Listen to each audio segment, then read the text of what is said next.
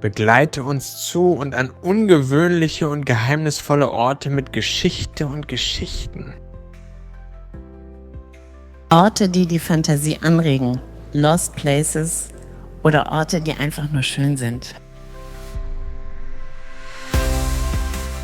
Wir mögen Geschichte und wir lieben Geschichten, denn hinter großer Geschichte stehen oft kleine Geschichten, die sehr spannend sind.